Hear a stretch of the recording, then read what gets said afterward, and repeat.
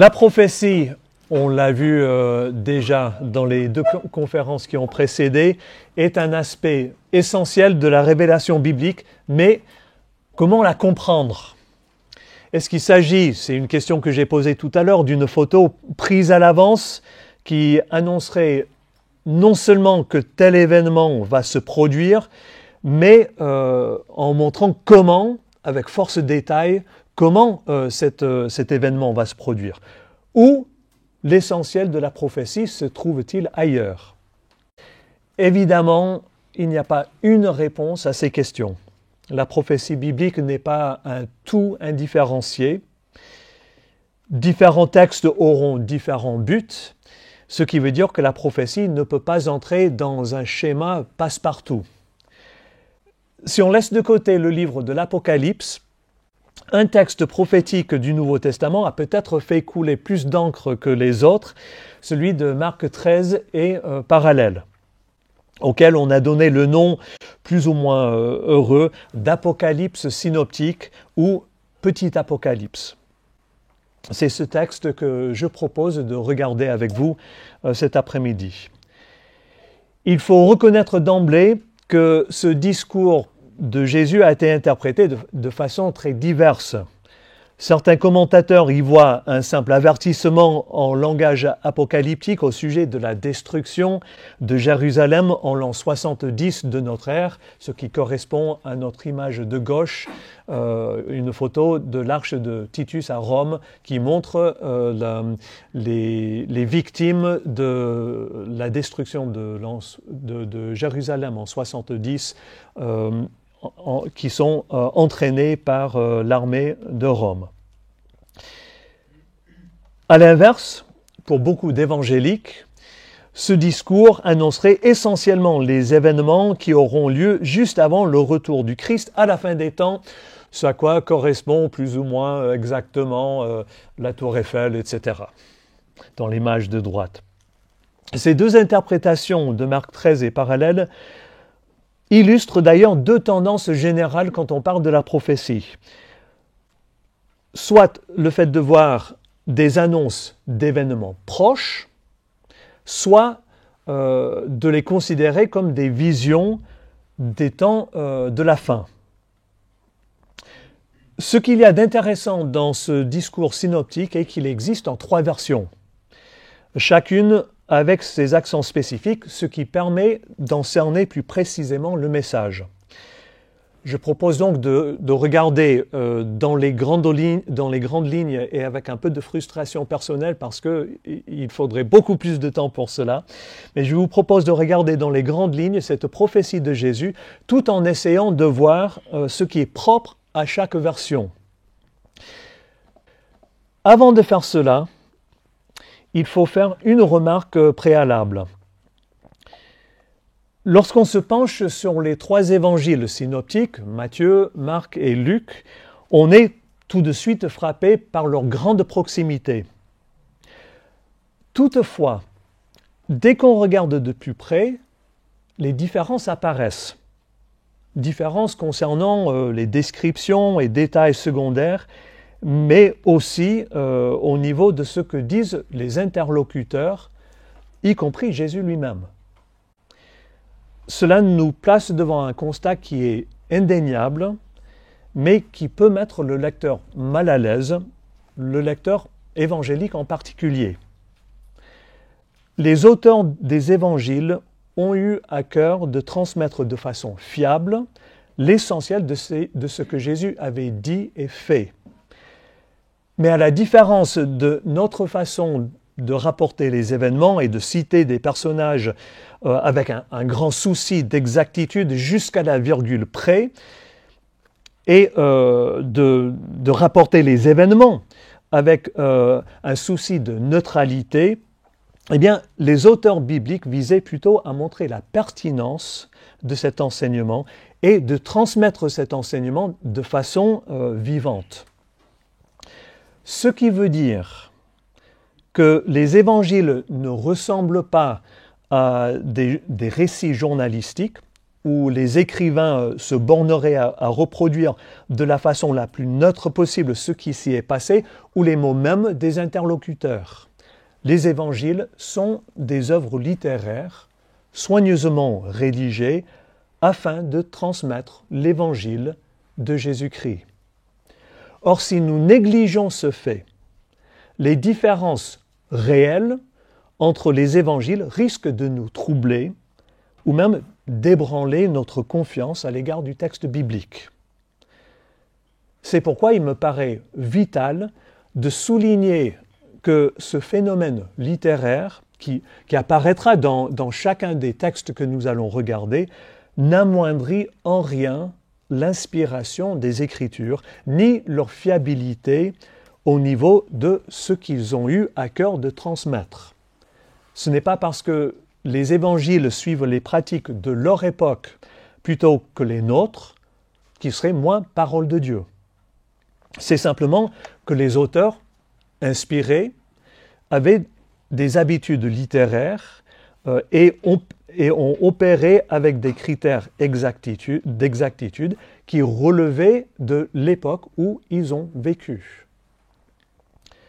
Entre parenthèses, en suivant cette même logique, le travail des évangélistes qui veillaient à ce que leurs lecteurs voient la pertinence de l'enseignement de Jésus, eh bien, cette logique peut aussi nous donner des indications sur le moment où les évangiles ont été écrits.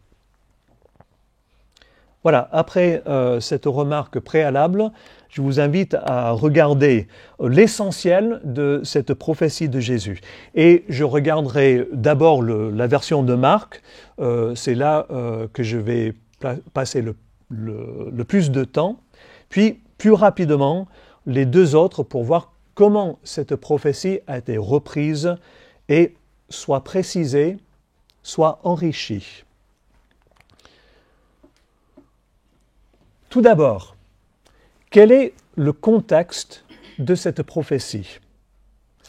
Chez Marc, comme ailleurs, il s'agit de l'émerveillement des disciples devant la splendeur du temple d'Hérode et la réponse de Jésus. Nous lisons au début du chapitre, lorsque Jésus sortit du temple, un de ses disciples lui dit « Maître, regarde, quelle pierre, quelle construction !» Jésus lui répondit « Vois-tu ces grandes constructions? Il ne restera pas pierre sur pierre qui ne soit renversée. » Alors, relevons d'emblée un point évident, mais trop souvent négligé dans l'interprétation de ce texte. Jésus et ses disciples parlent les uns et les autres du temple d'Hérode qui se dresse devant leurs yeux.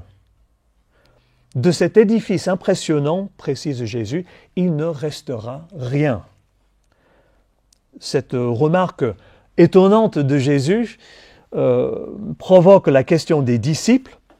Au verset 3, « Dis-nous, quand cela arrivera-t-il et quel sera le signe annonçant la fin de toutes ces choses ?»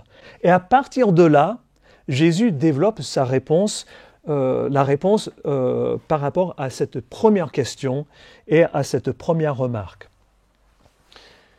Il en découle logiquement que le discours de Jésus en Marc 13 et parallèle doit se comprendre en rapport avec la question des disciples au chapitre 4. « Dis-nous quand cela arrivera-t-il et quel sera le signe annonçant la fin de toutes ces choses ?»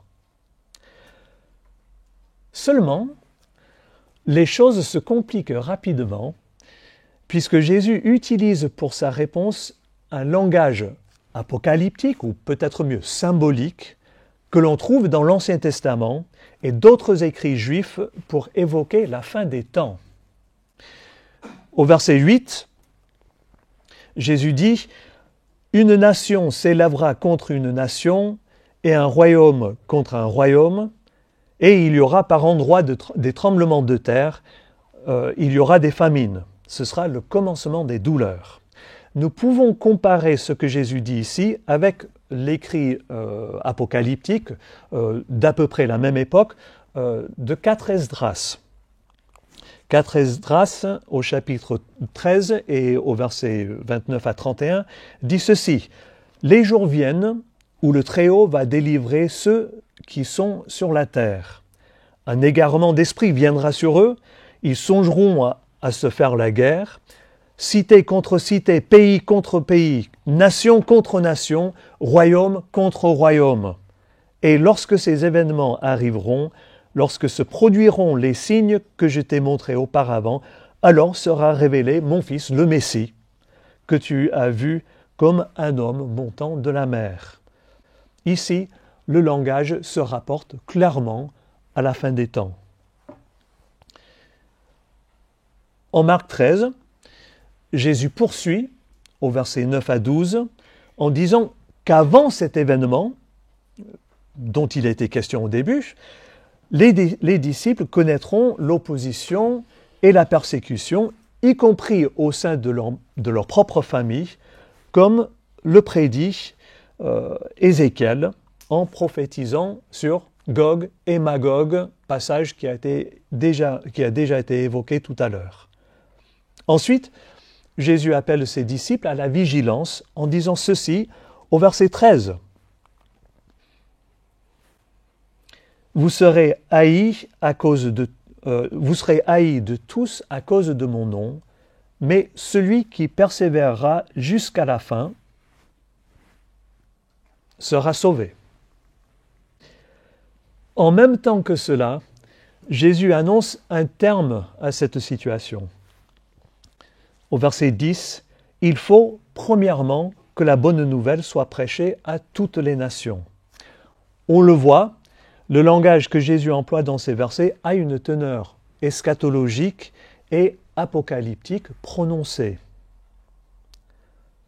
Cela étant dit, rappelons-nous que le contexte reste la question posée par les disciples au début du chapitre. Jésus ne se met pas à répondre à une question que les disciples n'ont pas posée. La fameuse abomination de désolation au verset 14 à 19 doit se comprendre dans cette même perspective. Lorsque vous verrez l'abomination de la désolation établie là où elle ne doit pas être, que le lecteur fasse attention, alors que ceux qui seront en Judée fuient dans les montagnes, que celui qui sera sur la terrasse ne descende pas et ne rentre pas pour prendre quelque chose dans sa maison, et que celui qui sera dans les champs ne retourne pas en arrière pour prendre son manteau. Malheur aux femmes qui seront enceintes et à celles qui allaiteront en ces jours-là. Priez pour que cela n'arrive pas en hiver, car ce seront des jours de tribulation tels qu'il n'y en a pas eu jusqu'à maintenant de semblables depuis le commencement du monde que Dieu a créé et qu'il n'y en aura jamais plus. L'image de l'abomination de la désolation vient du livre de Daniel, qui parle d'un dévastateur qui ira à l'extrême des abominations. Daniel 9, 27 et 12, 11. Les commentateurs y voient de façon générale une allusion à Antiochus IV Épiphane, roi grec qui a profané le temple au IIe siècle avant Jésus-Christ. Dans le discours de Jésus, cette abomination annonce une destruction future, mais dont la nature n'est pas précisée. Les versets 24 et 25 poursuivent en parlant du soleil et de la lune qui seront obscurcis, des étoiles qui tomberont du ciel, etc. Expressions qui, dans l'Ancien Testament, ont une portée symbolique. Ces images s'inspirent en fait d'Ésaïe 13, versets 10 et 34, 4, passages qui décrivent avec des accents apocalyptiques la destruction de Babylone et d'Édom par des armées ennemies. Autrement dit, malgré le langage absolu, il est question dans le contexte d'invasion, de conflits militaires historiques. Le point culminant de ce discours vient au verset 26. Alors, on verra le Fils de l'homme venir sur les nuées avec beaucoup de puissance et de gloire.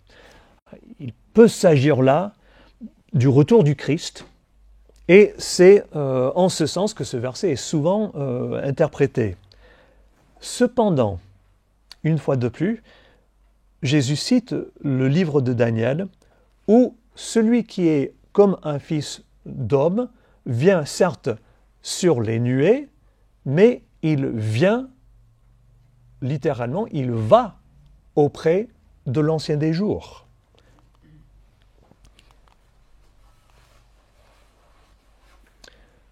Nous lisons en Daniel 7, 13 et 14.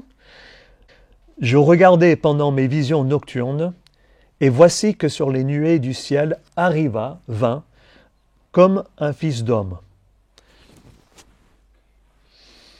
Il s'avança vers l'Ancien des jours, et on le fit approcher de lui. On lui donna la domination, l'honneur et la royauté, et tous les peuples, les nations et les hommes de toute langue le servirent. Sa domination est une domination éternelle qui ne passera pas, et sa royauté ne sera jamais détruite. » Alors, comment comprendre cette arrivée du Fils de l'homme ? Eh bien, dans un contexte de jugement et d'accusation, l'Ancien des jours, c'est-à-dire Dieu, prend en main la cause de ce Fils d'homme et il prononce un verdict en sa faveur.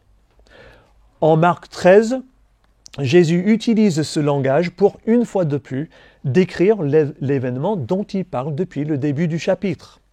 Au moyen de la référence à Daniel 13, cet événement prend les allures d'un jugement, ou de Daniel 7, cet événement prend des allures d'un jugement divin en faveur du Fils de l'homme, c'est-à-dire de Jésus. Quand cela aura-t-il lieu ? Rappelons-nous, c'était la question des disciples au départ. Eh bien, Jésus donne la réponse, mais il ne la donne qu'au verset 30, en disant « En vérité, je vous le dis, cette génération ne passera point que tout cela n'arrive. » Avant la fin de cette génération dont les disciples lui posent la question, avant la fin de cette génération dont les disciples qui lui posent la question font partie, cette prophétie aura trouvé son accomplissement. Ce texte pose question. Nous pourrions nous demander si dans l'esprit de Jésus, la destruction du temple ne va pas de pair tout simplement avec la fin de l'histoire. De fait, une telle perspective n'aurait rien de choquant pour un juif du 1er siècle, car dans le judaïsme de l'époque, la destruction du temple pouvait coïncider avec l'inauguration du royaume éternel et la construction du temple eschatologique.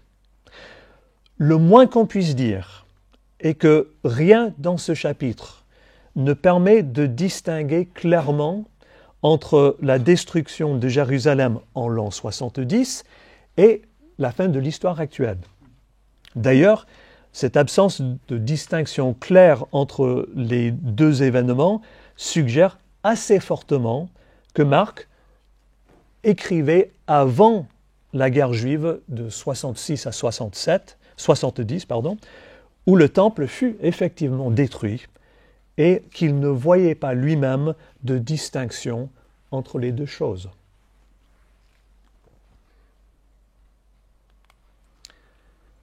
Qu'en est-il de cette prophétie chez Luc ?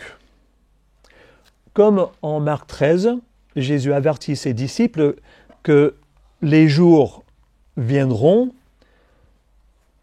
où de ce que vous voyez, il ne restera pas pierre sur pierre qui ne soit renversée. Cependant, la question que cette remarque suscite chez les disciples est plus précise et aussi plus limitée. Au verset 7, les disciples disent « Maître, quand donc cela arrivera-t-il et quel sera le signe annonçant ces événements ?» Comme chez Marc, Jésus répond en soulignant les troubles qui doivent arriver, mais qui n'annoncent pas directement la fin, ainsi que l'opposition que les disciples vont rencontrer. Mais à partir du verset 20, les différences deviennent notables. Nous lisons en effet là où Marc parlait de l'abomination de la désolation, quelque chose d'assez différent. Je mets le texte de Marc dans la colonne de gauche et celui de Luc dans la colonne de droite pour que vous puissiez voir plus facilement les différences. Voici ce que Jésus dit dans l'évangile de Marc. « Lorsque vous verrez Jérusalem investie par des armées, sachez alors que sa désolation est proche. Alors, que ceux qui seront en Judée fuient dans les montagnes, que ceux qui seront au milieu de Jérusalem s'en retirent, et que ceux qui seront dans les campagnes n'entrent pas dans la ville. Ce seront des jours de vengeance pour l'accomplissement de tout ce qui est écrit. » Luc fait ici deux choses. Premièrement, il clarifie le lien entre l'abomination de la désolation et l'armée romaine qui encerclera la ville de Jérusalem. Puis deuxièmement, il adoucit le langage apocalyptique. Luc veut faire comprendre que ce dont Jésus parlait a bel et bien été la destruction de Jérusalem et du temple.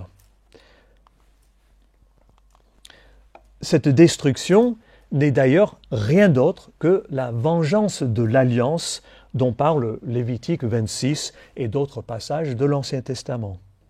Et les versets 23 et 24 poursuivent dans cette même perspective.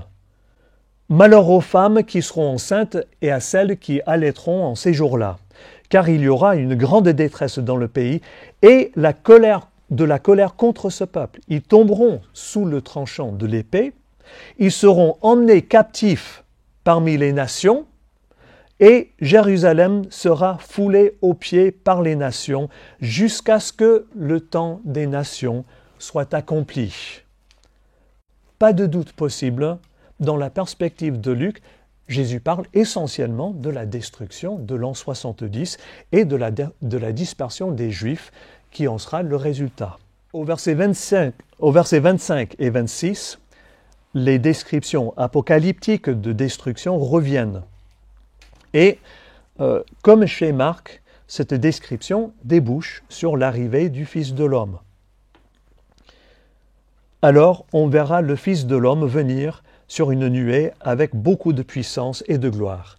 Quand cela commencera d'arriver, redressez-vous et levez la tête parce que votre délivrance approche. Une fois de plus, nous pouvons nous poser la question, s'agit-il du retour du Christ à la fin de l'histoire ou plus simplement de la destruction de Jérusalem, événement où Dieu donnera publiquement raison à l'enseignement de Jésus? Encore une fois, c'est la suite qui nous permet de répondre à cette question. Et nous lisons au verset 32, « En vérité, je vous le dis, cette génération ne passera point que tout cela n'arrive. » On voit donc que Luc interprète le propos de Jésus.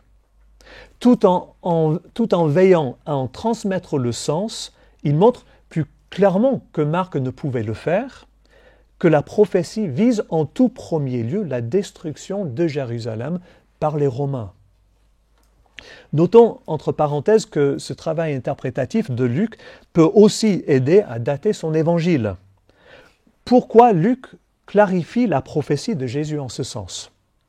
Eh bien, c'est très certainement parce que lui-même, mais aussi ses lecteurs, discernent plus clairement que son prédécesseur, Marc, à quoi Jésus faisait référence. Ce qui suggère que Luc écrit après Marc, soit au moment même de la guerre juive, à la fin des années 60, soit peut-être plus vraisemblablement quelques années plus tard, au début des années 70.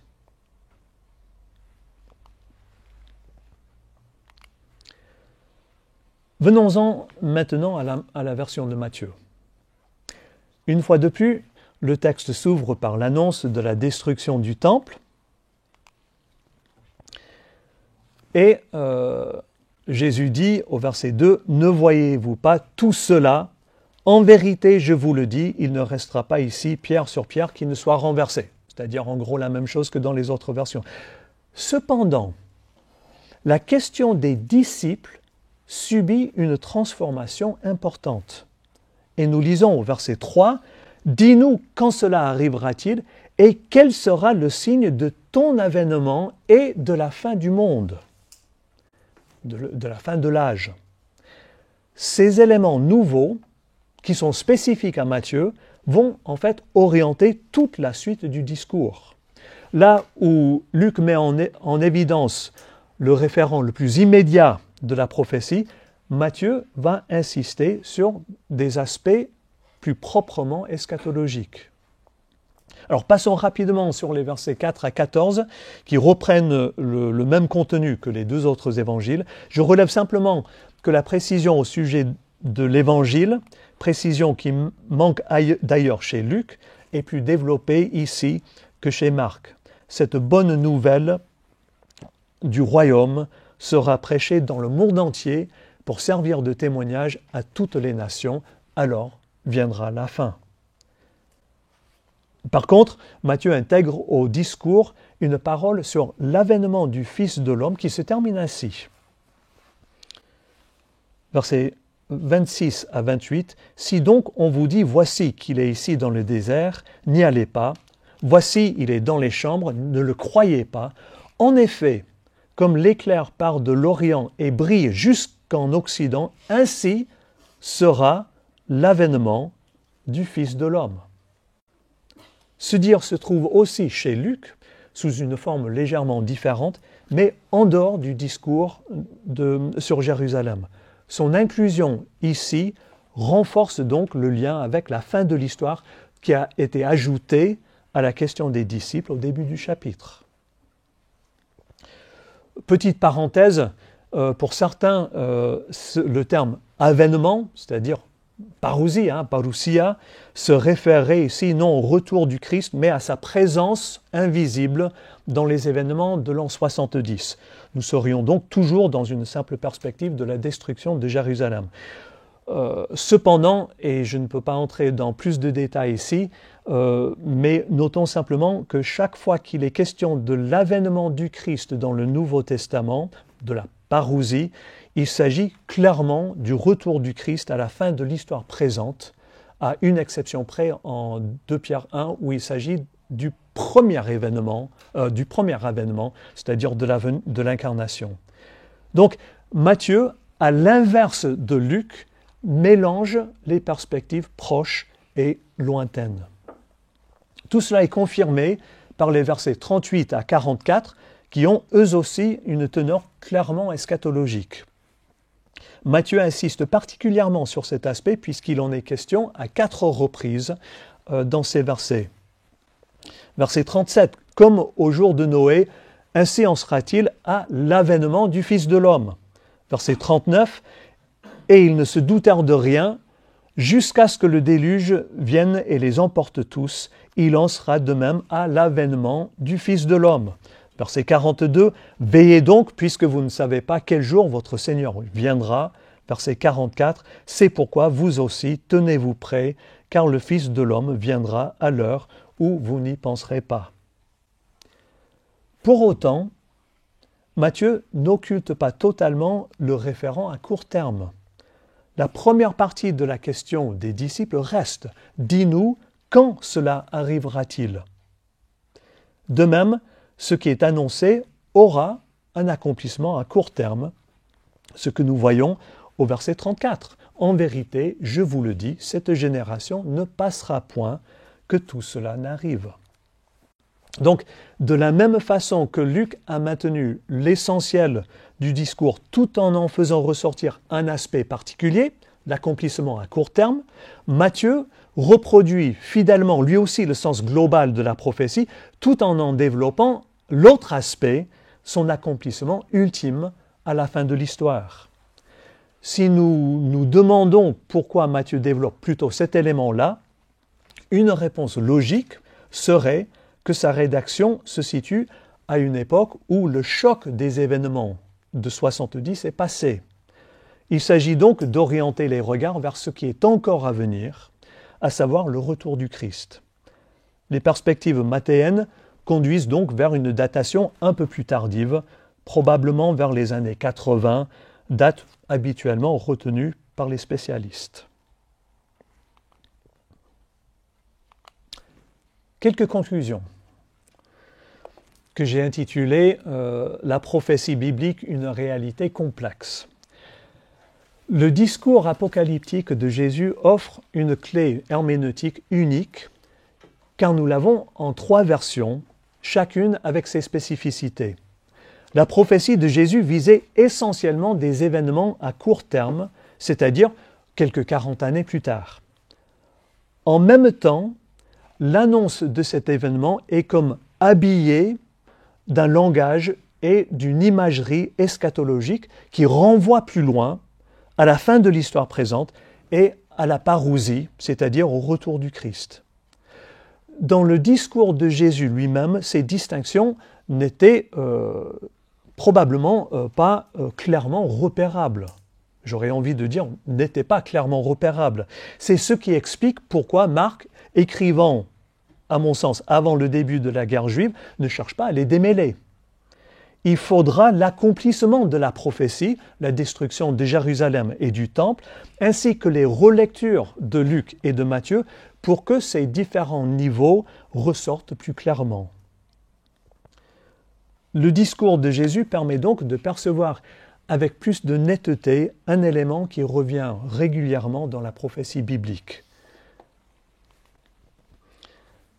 La prophétie vise souvent en premier lieu des événements qui doivent se produire dans un avenir plus ou moins à court terme.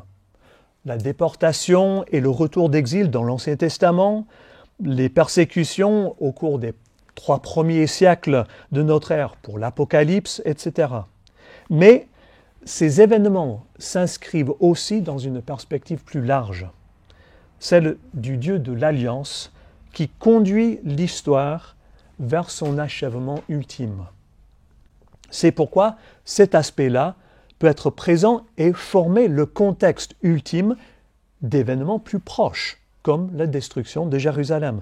La difficulté pour nous est qu'il n'est pas toujours aisé de distinguer ces deux aspects. Une illustration peut-être aider, elle vaut ce qu'elle vaut, mais je vous la livre comme cela. Imaginons un ruisseau où nagent des poissons. Depuis le rivage, on voit à la fois les poissons et le fond du ruisseau. Puis on voit en même temps, à la surface de l'eau, le reflet du soleil et peut-être aussi le reflet des arbres qui bordent le ruisseau. Suivant ce qui retient notre attention, nous pouvons nous concentrer plus ou moins à l'exclusion du reste, soit sur les poissons et le fond de l'eau, soit sur les vaguelettes à la surface de l'eau, soit plus loin encore sur les branches et les rayons du soleil reflétés par l'eau. De fait, à y regarder de cette façon-là, ces différents éléments semblent juxtaposés les uns aux autres et l'on peut voir au même endroit superposés à la fois le fond du ruisseau, les poissons, la surface de l'eau, les branches et le soleil.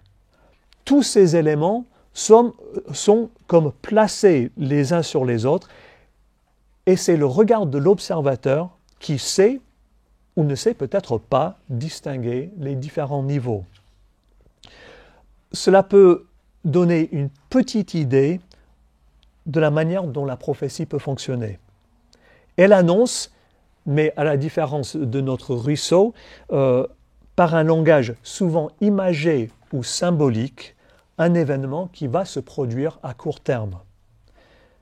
Mais en replaçant cet événement dans le contexte du dénouement final de l'histoire, elle y superpose régulièrement la perspective ultime qui donne à l'événement en question sa signification profonde. Dans le cas de Marc 13 et parallèle, c'est la destruction du temple qui donne raison aux prétentions messianiques du Fils de l'homme.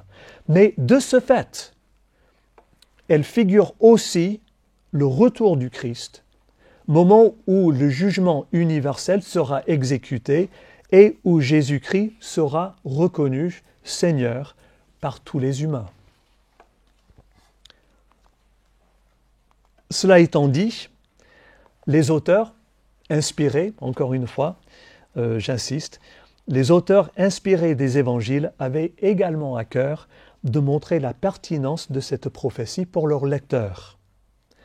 C'est ce qui a conduit Luc à développer l'aspect du discours que ses lecteurs auraient immédiatement reconnu dans les événements de 70. Ce même souci, à l'inverse, a conduit Matthieu à privilégier plutôt la visée ultime, la parousie. Rappelons-nous enfin que la prophétie biblique vise à encourager et à exhorter et pas seulement à informer. Elle vise une réponse, une modification du comportement comme Gert l'a souligné tout à l'heure. Et parce que le discours synoptique regarde aussi à son accomplissement ultime, eh bien, il reste encore pertinent pour nous, nous qui vivons dans l'espérance du retour du Christ. Aussi, la proclamation de la bonne nouvelle du royaume pour servir de témoignage à toutes les nations demeure une exigence aujourd'hui encore, comme aussi l'encouragement qui clôt le discours. Veillez donc, car vous ne savez pas quand viendra le maître de la maison, le soir, ou au milieu de la nuit, ou au chant du coq, ou le matin. Ce que je vous dis, je le dis à tous, veillez. Merci pour votre attention.